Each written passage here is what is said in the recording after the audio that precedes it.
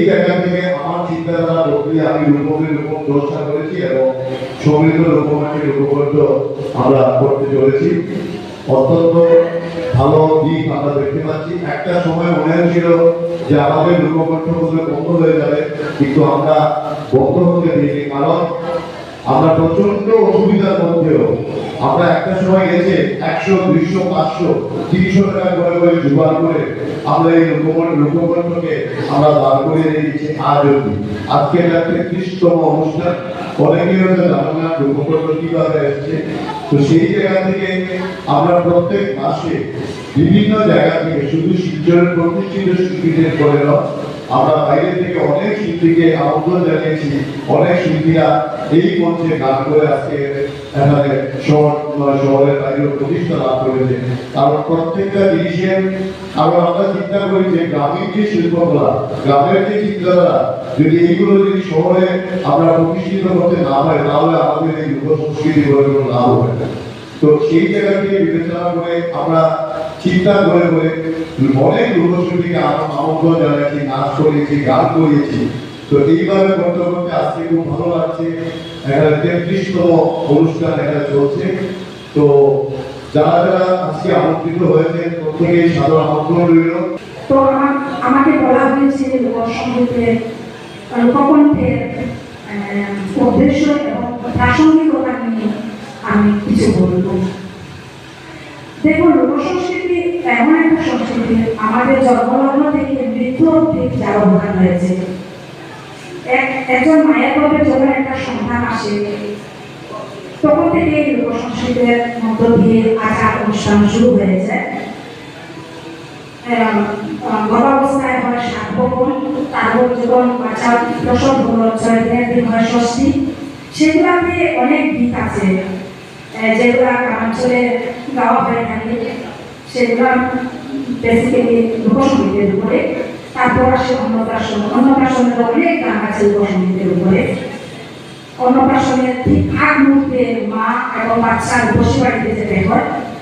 রূপসী মায়ের পূজা করার পরে অন্নপ্রাশনে এসে বসে রূপসী মায়ের গান আছে, যেগুলা গান আমরা শ্রদ্ধেয় ডক্টর মহেন্দ্র স্যারের নির্দেশনায় আমরা রেডিওতে অনেকগুলো গান রেকর্ড করেছি। তো আমি তারপর অন্নপ্রাশন গেল, তারপরে সেই বাচ্চাটা বড় হলো, বিয়ের সময় আসি। তো বিয়ের সময় আপনার সবাই জানেন কত রিচুয়াল থাকে, অনেক গান থাকে, সবগুলি কিন্তু মূলত লোকসঙ্গীতের উপরে। তারপর এই বিবাহিত ছেলে হোক মেয়ে হোক একদিন বৃদ্ধ বয়সে এসে মৃত্যুর বলে যখন ধরে গেল, তখন সে দেহকে যখন শ্মশানে